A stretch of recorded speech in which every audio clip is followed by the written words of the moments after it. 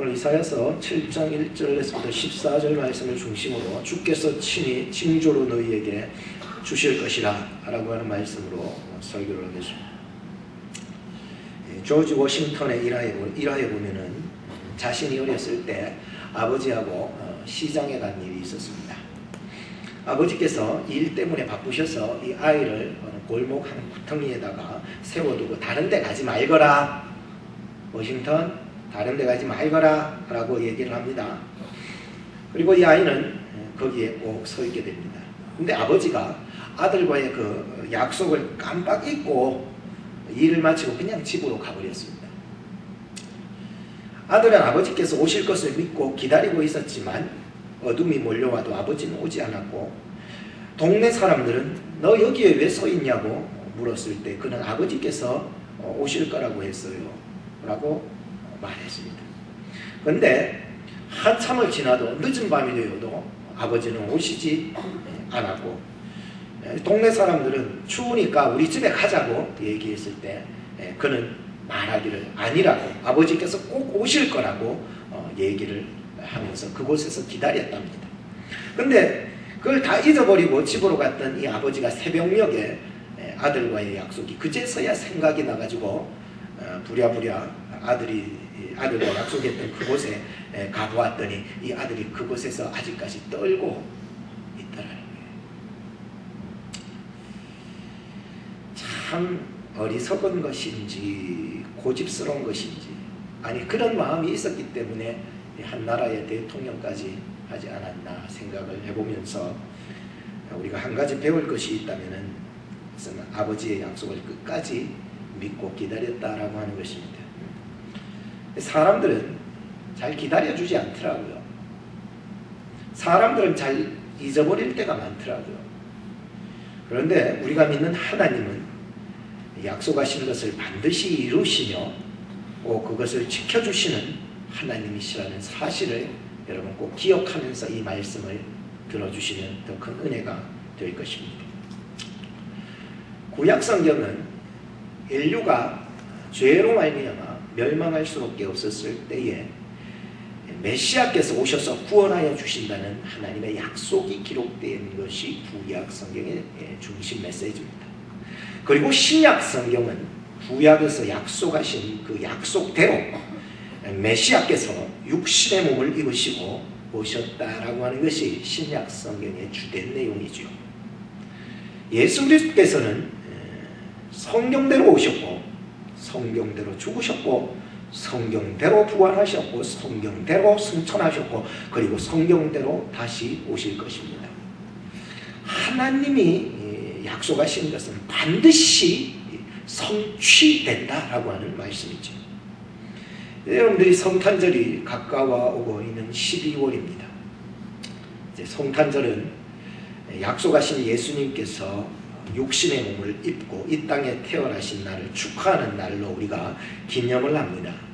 근데 사람들은 저마다 성탄의 의미를 잊어버리고 산타 할아버지를 기다리고 선물을 기다리고 좋은 일이 일어나지 않을까 기다리고 부모님들은 자식이 오지 않을까 기다리고 있습니다. 정작 예수님의 탄생의 의미는 점점 사라져가고 있는 것이지요. 우리가 정말 예수쟁이라면은 성탄의 의미를 바로 알고 성탄을 맞이할 수 있는 그런 성탄 절기가 되어야 될 것입니다. 성탄은 우리를 죄에서 구원하기 위해서 성자 하나님께서 친히 하늘 영광 버리고 이 땅에 우리의 죄를 다 씻기 위하여 구원하시기 위하여 오신 날입니다. 우리가 오늘날 성탄절을 좀 더 뜻있게 보내기 위해서는 첫째, 나의 죄를 위하여 낮고 낮은 이 땅에 나를 위해 찾아오신 주님을 경배하며 찬양하는 것에 집중해야 합니다.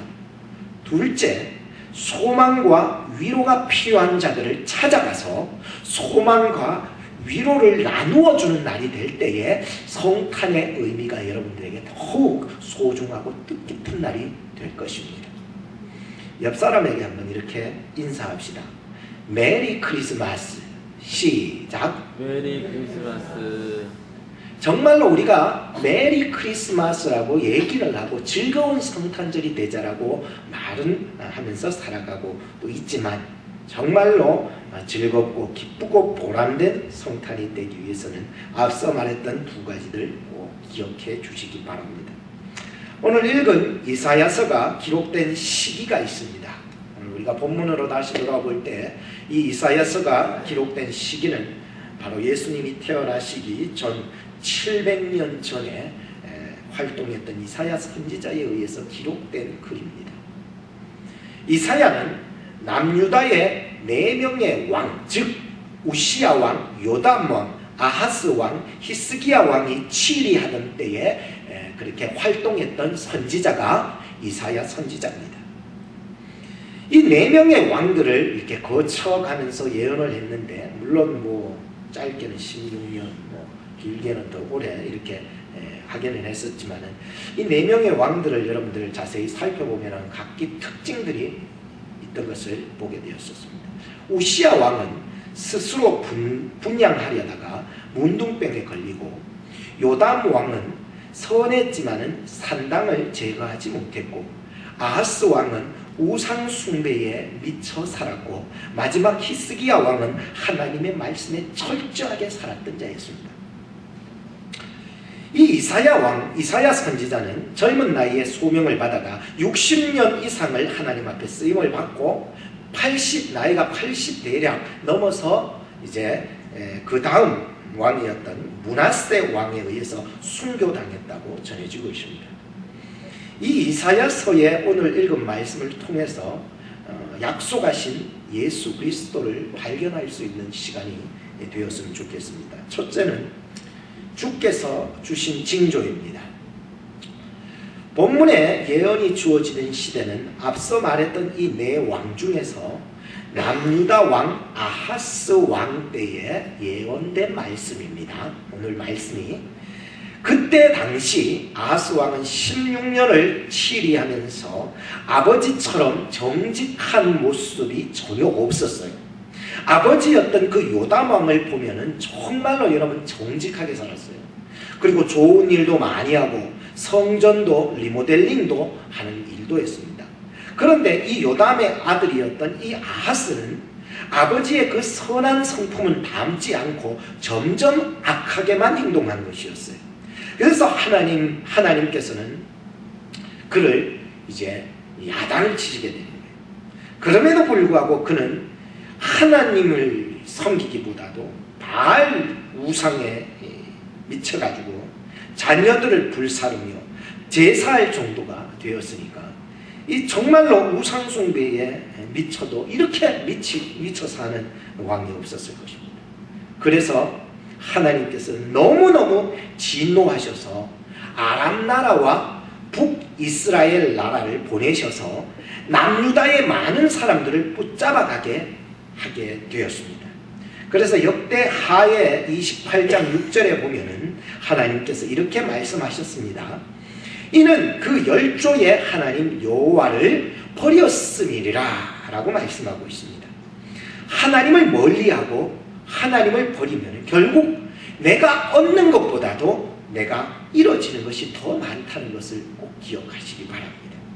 그럼에도 본문으로 돌아와서 여러분 1절에 보면은 이 아람과 북이스라엘이 남유다를 공격하니까 2절에서처럼 바람에 흔들리는 살림처럼 그냥 남유다의 왕과 백성들의 마음이 두려움에서 벌벌벌벌 떨고 있었지만 남유다의 수도인 예루살렘은 점령할 수가 없었다는 것을 보게 됩니다. 그래도 하나님께서는 이 남쪽이 유다를 호되게 매를 대시기는 하셨지만은 끝까지 버리시지 아니하시고 사랑하고 계셨다는 사실을 알 수 있습니다. 한 번은 아내가 우리 큰애 예일이를 엄청 때렸어요. 한 50대 정도 때리니까 말을 안 들으니까 때리는 거예요. 그거를 예인이가 밖에서 듣고는 엄마한테 가서는 엄마 이러던 내가 어머니 제가 도와드릴 게 없어요 이런 말을 한다는 거예요. 애들이나 어른이나 나라나 하나님께서 한번 매를 들면 그제서야 벌벌벌 떨면서 그제서야 자기의 잘못을 찾아가는 게 사실 인생이라는 것입니다. 마치 하나님께서는 지금 남쪽 유다를 일부러 겁주려고 하셨던 것이 아닙니다. 그들이 올바른 길로 인도되어지기를 원하셨기 때문에 지금 아람 나라와 북이스라엘 나라를 들어서 그 남쪽 유다의 사람들을 데려가게 되고 그 나라들을 혼을 내고 있었다는 것이었습니다.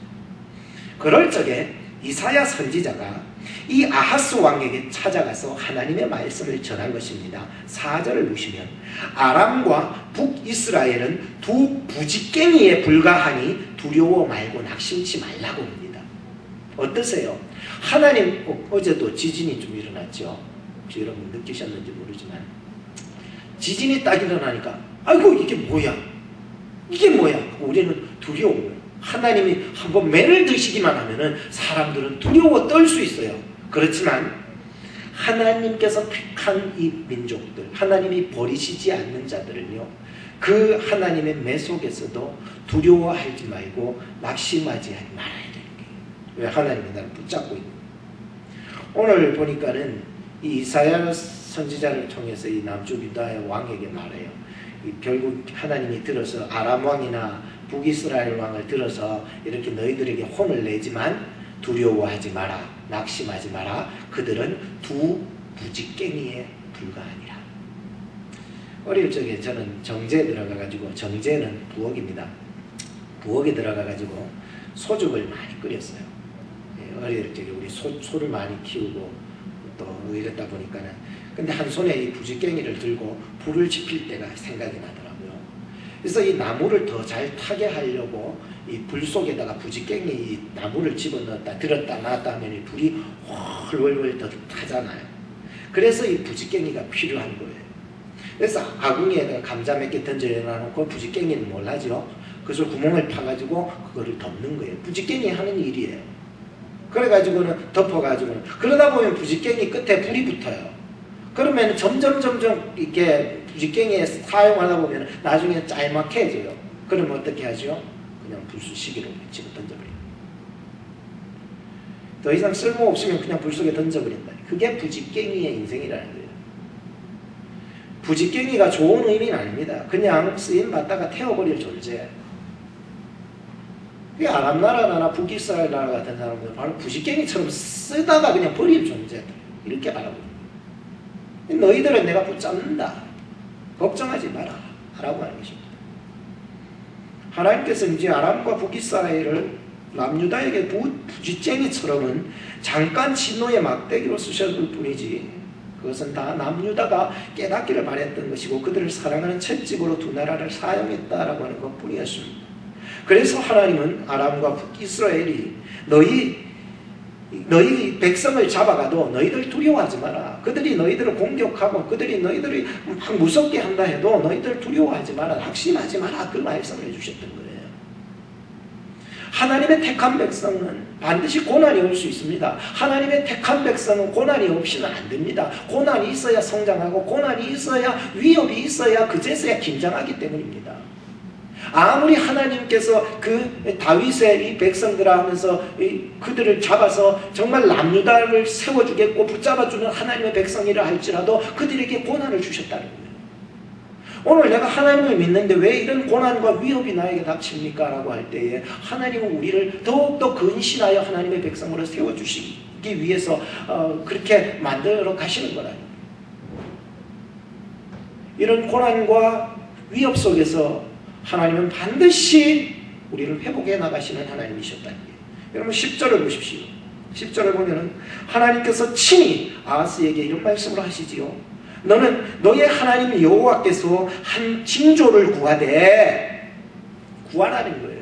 하나님이 직접 아하스 왕에게 너 정말로 한 징조를 구해라, 징조를 구하라는 거예요. 깊은 데서든지 높은 데서든지 너에게 한 징조를 구하라는 거예요. 그럴 때 아하스가 이런 말을 합니다. 나는 구하지 아니하겠나이다. 나는 여호와를 시험하지 아니하겠나이다 라고 말합니다. 아하스 왕은 지금 하나님이 구하라했음에도 영적으로 둔해 있으니까는, 너무 죄악에 빠져 있으니까는, 너무 바알 숭배에 빠져 있으니까는 하나님의 메시지가 들어가지 못하는 거예요. 하나님은 구하라 하는데, 너가 징조를 구하라고 하는데 이 아하스 왕은 구하지 않는 거예요. 그것이 오히려 하나님 시험하는 거잖아요 라고 변명을 하고 있습니다. 왜? 둔하니까요.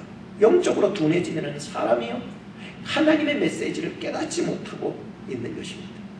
그래서 그냥 그것이 하나님을 시험하는 일이라고 치부해버렸던 왕이었습니다.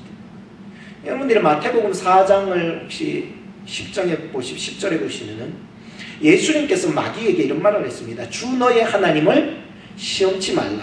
또 신명기서 6장 16절에 보면 주 너의 하나님을 시험치 말라. 출애굽기 17장 7절에 보면 그들이 여호와를 시험하여 이르기를 여호와께서 우리 중에 계신가 아닌가.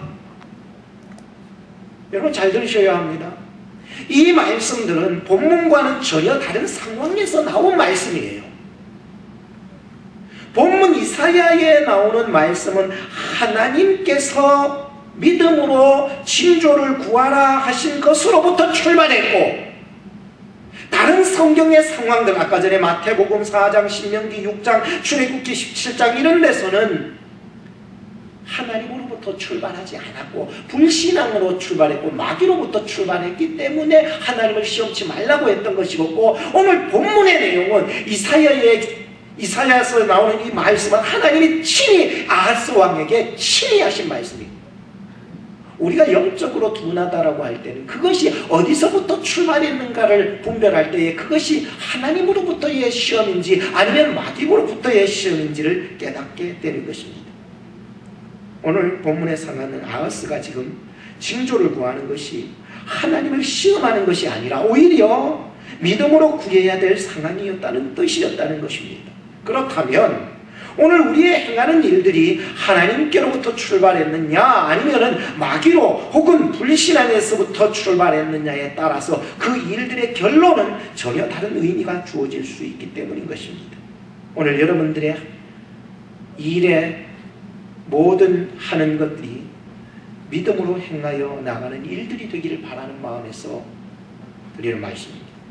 둘째로 생각해 볼 것은 처녀가 잉태하여 아들을 낳을 징조를 보라 했습니다. 그때 이제 13절과 14절에 보면 이사야가 말했습니다.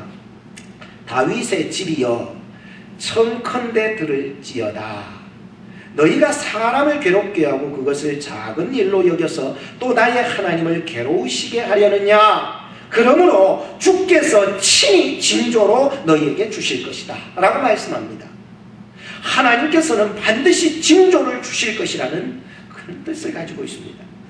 저에게도 하나님의 징조를 주셨기 때문에 이렇게 오클라호마에 오게 된 것 아닙니까? 저는 6년 전에 이곳에 와서 성도님들과 만나고 다시 한국으로 들어가서 기도를 하기 시작했습니다. 그러던 와중에 제가 미국에 가야 되는 것입니까? 말아야 되는 것입니까? 기도하던 차에 하나님께서는 저에게 사인을 보여주셨습니다. 저는 평생 살아가면서 그렇게 큰 사인을 받아본 적이 별로 없어요. 근데 기도하는데 너무나 선명한 사인을 저에게 주셨던 것이었습니다. 저희 앞에 길처럼 유리 조각들이 쫙 깔렸는데 그리로 오라고 하시는 것이었습니다.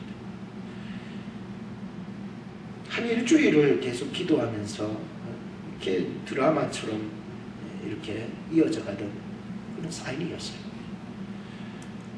예수님께서 흰 도포를 입으시고 그 길을 먼저 걸어가셔서는 나보고 오라 하시는 것입니다. 주님, 내가 이 길을 가야 하는 것입니까? 눈물이 펑펑 쏟아졌던 것이었어요. 내가 걸었지 않느냐, 너도 걸어오라고.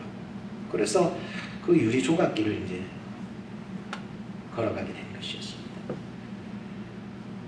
너무나 아파서 눈물을 막 흘리고 있는데 이 주님께서 입으셨던 그 도포를 벗으시더니 저희 앞에다가 깔아주셨습니다. 저는 이 목회가 내 힘으로 목회하려고 안 할랍니다. 하나님의 은혜가 임하기를 늘 바라고 그렇게 목회해 나가야 된다는 것을 알게 되었기 때문이었습니다. 그 후에 주님께서 바람을 일으키셔서 그 유리 조각의 길에 있는 그 유리 조각들을 다 날려버리셨습니다. 하나님, 내가 가야 할 길이 어려운 길이라 할지라도 주님의 은혜로 감당할 수 있게 하옵소서. 그리고 마음을 정하고 비자를 만들고 해서 하나님의 은혜 가운데 들어오게 된 것이었습니다. 저에게 사인이 없었다면 저는 움직이지 않았을 것이었어요. 하나님께서 저나 여러분들이나 우리를 통해서 역사하실 때는 하나님의 일을 내가 너에게 맡기겠다. 뭐 비즈니스도 좋고 여러분의 학업도 좋고 뭐 공부도 좋고 어떤 일도 좋아요. 그러나 그 어떤 일을 감당할 때 하나님께서 나에게 주신 비즈니스다. 하나님이 나에게 주신 공부다. 하나님이 나에게 주신 이 일이다. 하나님이 나에게 주신 일이다라고 하나님이 역사에 나가시기 시작할 때에 반드시 징조가 따릅니다. 원문에는 오트라는 말을 쓰고 있는데, 물론 사인이죠. 오트라고 하는 말을 쓰고 있는데 이 의미는 어떤 추상적인 사실이 확실하다고 입증하는 표적, 어떤 내가 추상적인 것들이 사실로 확실하다라고 입증할 수 있는 표적, 이게 오트, 징조라는 거예요.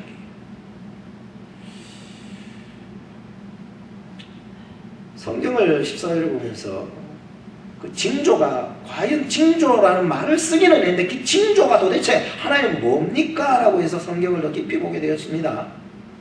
보니까 보라, 처녀가 잉태하여 아들을 낳을 것이요, 그게 징조라는 거예요. 보라, 처녀가 잉태해서 아들을 낳을 것이요, 그게 징조라는 거예요. 저는 이걸 보면서 아하, 이게 바로 하나님께서 이사야를 통해서 지금 아하스 왕에게 보내주신 징조, 처녀가 잉태하여 아들을 낳는다라고 하는 징조구나.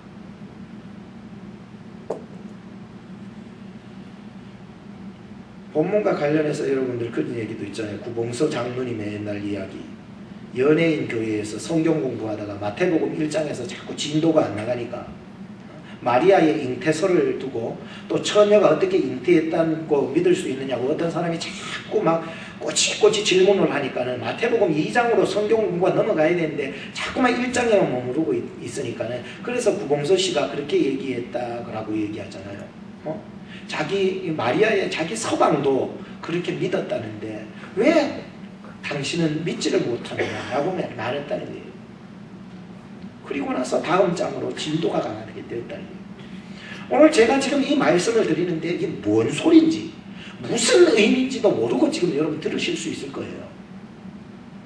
여러분들 이 성경의 배경 자체에서 흘러나가서 이 아하스 왕의 그 두려움과 낙심 속에서 마치 살림에 떠는 그러한 바람에 떨는 살림처럼 벌벌벌벌 떨고 있는 그 심령 속에서 하나님이 그에게 내가 너에게 택한 민족이고 내가 너의 택한 족속이다라고 두려워 말라, 낙심하지 말라라고 하는 이 말씀이 오늘날 우리에게 어떤 의미를 던져주고 있는지 잘 기억하셔야 하는 것이라는 것입니다. 오늘 우리가 왜 이 보라, 처녀가 잉태해서 아들을 낳을 것이오라고 하는 이 징조가 왜 중요한 줄 아십니까?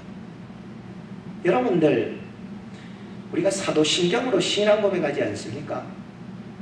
사도신경으로 늘 신앙 고백하는 고백 속을 한번 살펴보십시오. 전능하사 천지를 만드신 하나님 아버지를 내가 믿사오며 그 외아들 우리 주 예수 그리스도를 믿사오니, 그 다음 뭐죠? 이는 성령으로 잉태하사, 그 다음 뭐예요? 동정녀 마리아에게 나셨다는 거예요. 우리가 늘 동정녀 마리아에게, 처녀 마리아에게, 결혼도 한 번도 안 한 그 마리아에게 예수 그리스도께 나셨다고 우리는 고백을 하고 있습니다. 많은 사람들이 지금 이 징조에 대해서 현실적으로 지금 아무 생각이 없습니다. 현실적으로 이런 일이 어떻게 일어날 수 있느냐, 불가능하다고 생각합니다. 어떻게 이런 일이, 어떻게 처녀가 잉태해서 아들을 낳을 것이냐라고 이렇게 말씀하고 이런 징조로 모여주셨음에도 불구하고 많은 사람들은 관심조차 없는 거예요. 관심조차. 이거하고 내하고 무슨 상관이냐는 거예요. 이거하고 복음하고 무슨 상관이냐는 거예요. 이거하고 예수 믿는 거하고 무슨 상관이냐는 거예요. 믿어야 되는 거예요. 저는 이 사건이야말로 이 죄악된 인류의 소망의 징조가 된다는 거예요. 징조. 그러니까 복음으로 말하면은, 단추로 말하면은 제일 단추에 처음 잠가야 될 단추란 말이에요. 이 처녀가 잉태해서 아들을 낳아야 된다는 사건은 복음으로 있어서 없어서는 안 돼요. 예수님이 탄생 안 하고는 죽음도 없기 때문에.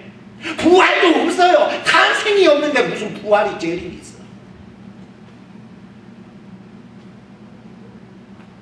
오늘 예수님의 탄생은 여러분 처녀에게서 말미암아 잉태되어서 나게 된 그 아들에 대한 이 상황은요, 우리가 믿는 이 복음과 신앙의 고백에 있어서 가장 중요했다는 거예요. 예수 그리스도를 믿는 데 있어서 가장 첫 번째로 꼽아야 될 것이 바로 이 부분이었기 때문에 징조가 됩니다. 이것 없이는 뒤에 건 아무것도 필요 없는 거예요. 그래서 제가 지금 주장해요. 본문에 주어지는 이 징조, 처녀가 잉태해서 아들을 낳는 것 왜 중요하냐? 이유 4가지만 간단하게 설명합니다. 첫째, 메시아의 탄생에 관한 것이기 때문에 중요합니다. 둘째, 불가능을 가능하게 하실 것이기 때문에 중요합니다. 셋째, 죄와 사랑에서부터 구원받을 수 있기 때문에 중요합니다. 넷째, 원수 마귀 대적으로부터 두려움과 낙심에서 이길 수 있는 힘을 얻기 때문에 중요합니다. 하나님께서 주신 징조는 어떤 일반적이고 생리적인 일들을 믿으라고 주신 것이 징조가 아니라 우리가 상상조차 할 수 없었던 하나님의 그 강권적인 방법으로 말미암아 우리에게 손을 내밀어 건져주시는 이 구원의 방법, 그게 징조예요. 우리의 힘으로서는 도저히 이 두려움과 낙심 속에서 벗어날 수 없었는데 내 이 생각과 이성과 경험, 이것을 초월해 넘어서서 어떤 위대한 하나님의 권능의 손이 나를 그냥 강권적으로 확 쥐어잡아서 나를 붙잡아 당겨버려서 나를 이 죄악된 구렁텅이 속에서부터 나를 살려주시는 그러한 방법, 이게 징조라는 거예요. 우리가 도저히 이해하고 상상할 수 없는 일을 만들어내기 때문에 징조가 된다는 거예요. 끝으로 세 번째, 임마누엘의 이름을 가지신 예수님을 생각해 봐야 합니다. 14절 끝에 보면은 이 이름을 임마누엘이라 하리라 하셨고, 마태복음 1장 21절로부터 23절에 그분이 바로 예수님이셨다는 것을 이사야서의 이 말씀을 인용해서 마태복음이 증거하고 있었습니다. 아들을 낳으리니 이름을 예수로 하라. 이는 그가 자기 백성을 저희 죄에서 구원할 자이심이니라. 이 모든 일에 된 것은 주께서 선지자로 하신 말씀을 이루려 하심이니라. 가라사대 보라, 처녀가 잉태하여 아들을 낳을 것이요 그 이름은 임마누엘이라 하리라 하셨으니 이를 번역한즉 하나님이 우리와 함께 계시다 함이니라 했습니다. 예수 그리스도께서 오신 것은 우리의 어떤 기쁨만을 위해서 오신 것이 아니라 우리의 가장 이 더럽고 추악한 죄를 먼저 생각해야 돼요. 이 죄악에서부터 우리를 구원하여 주시려고 오셨는데 그것은 구약 이사야서에서 말씀을 그 성취하려고 예수 그리스도께서 이 땅 가운데 하늘 영광 다 버리고 성자 하나님께서 이 땅 가운데 우리를 구원하여 주시려 오시려고 우리 가운데 우리와 함께 하여 주셨다라고 하는 게요. 그래서 임마누엘이라는 게요, 하나님이 우리와 함께 하셨다는 거예요. 저는 이 임마누엘이라고 하는 말들을 많이 쓰고 뭐 교회도 어디 보니까 임마누엘 교회 뭐 임마누엘이라는 말을 쓰는데 여러분들 임마누엘이라는 호칭이 중요한 게 아닙니다. 임마누엘의 그 부르는 그 자체가 중요한 게 아니에요. 뭐가 중요하냐면은 이 구약 성경에서 얘기했던 이 임마누엘이라는 그 호칭 이름 속에 들어있는 내용을 가지고서 친히 이 땅에 오셔서 우리와 함께 태어날 그 아들이 중요하다는 거예요. 이해가 되셨습니까? 그 아들 예수께서 중요하다는 거지요. 임마누엘이라는 그 속에 들어있는 말씀하고자 하는 그 일을 이루시고자 하시는 그 일을 성취하려고 하나님 되신 그분이 이 땅 가운데 우리와 함께 오셨던 것, 우리의 죄를 구원하시려고 이 땅에 우리의 모습으로 우리와 함께 하셨던 그 임마누엘 그 예수 그리스도 메시아 그분이 중요했다라고 하는 거예요. 그게 하나님의 징조가 된다. 하나님께서 임마누엘의 징조를 보여주신 참된 의미는 바로 우리가 바라봤던 메시아 그리스도 예수셨다라고 하는 얘기였다는 거예요. 떠세요 여러분. 성탄절은 가까우고 있는데 우리는 세상 딴판만 자꾸 구하고 있는 거예요.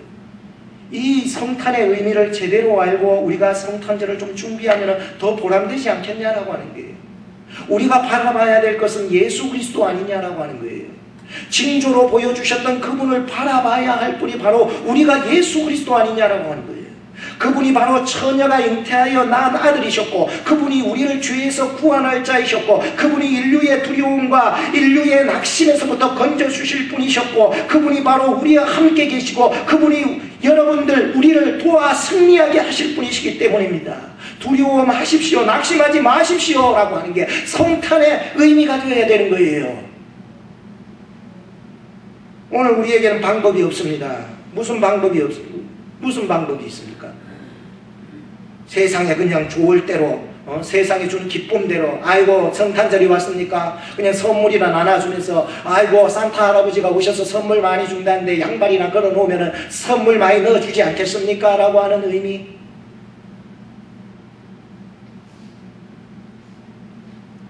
오늘 제가 이 설교를 성탄절 앞서서 얘기하고자 하시는 것은 바로 이 성탄에 대한 사인을 먼저 던져주고자 하는 것입니다.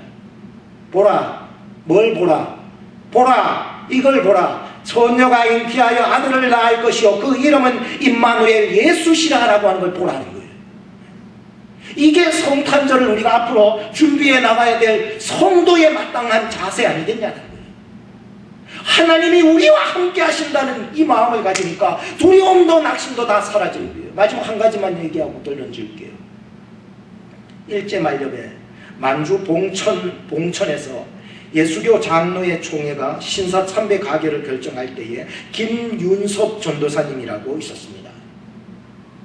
일본 경찰한테 붙잡혀 가가지고 신사참배 너 어떡할 거냐, 너무 고통 줄 고난을 주니까 이 김윤섭 전도사님이 막 항복해버렸어요. 나 신사참배할 거라고.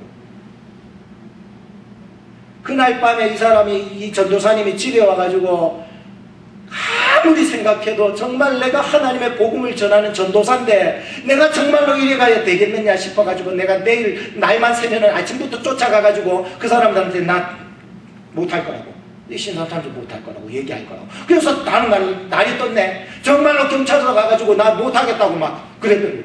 그러니까 이 김윤섭 전사님이 어머니를 붙잡아 와가지고 고문을 하네. 그러니까 그 고문을 못 봐가지고 다시 막 항복한 거야. 내가 다시 신사참배 할 거라고. 그걸 다시 갔네. 그 다음날 또 가가지고 내가 기도해보니까 도저히 내가 이건 아니지, 양심상. 그렇게 또 갔던 거예요. 또 경찰서 가가지고는 내가 정말로 신사참배 못하겠다고 다시 고문을 하는 거야. 그러기를 몇 번 한 줄 알아요?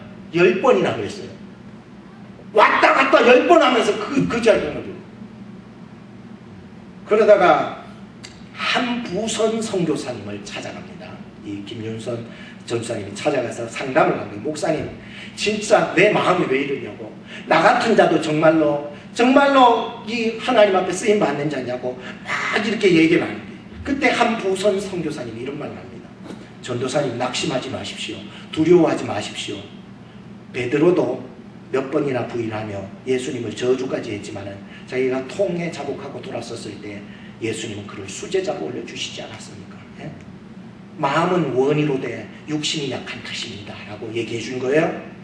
그래서 이거를 위해 가지고 이 얘기를 딱 듣고는 김윤섭 전도사님이 선교사님 저를 위해서 기도해 주십시오 하고 곧장 간 것이 일본 수사한테 쫓아가서 난 못하겠다고. 그래서 옥에서 치콩 고문당하다가 죽었잖아. 이게 교회 역사 속에 있는. 근데 그가 죽으면서 딱 두 마디를 했다는 거예요. 할렐루야 임마누엘. 할렐루야 임마누엘. 할렐루야 하나님이 우리와 함께 계시도다. 두려움 없이 순교할 수 있는 마음, 낙심하지 아니하고 순교할 수 있는 마음을 가질 수 있었다는 거죠. 예? 하나님이 우리와 함께 하시는 이 성탄절을 맞이하여서 무엇 때문에 두려워합니까? 무엇 때문에 낙심합니까? 예? 결론을 짓겠습니다. 그레이스 놀 크라웰이라고 하는 사람이 이런 시를 지었습니다. 간단하게 읽어드립니다. 나는 매우 기쁘네. 그가 화려한 궁전에서 태어나지 않으니 나는 매우 기쁘네. 그곳은 겸허한 장소이었으니 순한 눈을 가진 소와 양들이 쉬고 염을 먹는 그런 곳이었으니 이 땅의 그 시골에서 태어난 이에게 마국간은 영원히 고요하게 밤이 찾아드는 평화의 곳이라니. 그를 보기 위해 찾는 모든 이들에게 평온한 마음과 안정을 주는 곳이니 나는 그를 생각하며 그의 첫 눈뜸을 생각하네. 정다운 하늘 아래 그 아름답고 소박한 곳에서 들의 목자들도 거기에서 그를 찾았고 동방박사들도 거기서 그를 찾을 수 있었네. 성탄이 다가오는 12월 성탄절에 가장 아름다운 일이 있다면 그것은 왕 되신 예수님께서 이 땅에 오셔서 우리와 함께 하셨으며 세상 끝날까지 우리와 함께 계시다는 것입니다. 메리 크리스마스. 행복한 성탄을 만들어가는 여러분이 되기를 축복합니다. 기도하겠습니다. 앞에 보시면서 함께 기도하십시다. 시작. 우리의 죄를 사하여 주시기 위하여 약속대로 이 땅에 오셔서 십자가에 죽으시기까지 사랑하신 성자 하나님의 사랑을 감사드립니다. 그 어떤 사랑을 받을 수 있는 자격이 있지 않는 자임을 고백합니다. 그럼에도 하나님 아버지의 사랑은 우리의 불순종으로 말미암아 죽게 된 우리의 죄악된 모습 그대로 두지 않으시고 독생자 아들 예수님을 보내주시기까지 사랑하여 주셨습니다. 어느새 12월 성탄절이 다가오고 있지만 많은 사람들은 예수님을 저 멀리하고 자신의 기쁨과 쾌락만을 위해서 살아가는 자들이 많습니다. 저 또한 성탄을 맞이하는 준비가 되었는지 돌아보게 하시고 잘못된 성탄의 신앙을 가졌다면 다 용서하여 주시고 올 한 해에는 성탄의 의미를 올바르게 알고 지켜나가는 성도다운 성도가 되게 하여 주옵소서. 임마누엘이신 예수님과 함께하는 성탄을 만들어 하나님께는 영광이요 사람에게는 평화를 전하는 전달자가 되게 하여 주옵소서. 이번 성탄은 나를 돌아보고 가정을 돌아보고 교회를 돌아보고 이웃을 돌아보며 예수 그리스도의 위로와 소망과 구원의 기쁨을 함께 나눌 수 있는 기회를 만들어 갈 수 있도록 도와주옵소서. 우리 죄를 용서하시기 위하여 낮고 낮은 이 땅에 오신 길이요 진리요 생명 되신 예수 그리스도의 이름으로 기도드립니다. 아멘. 우리 찬양 부르시면서 준비해서 드리겠습니다.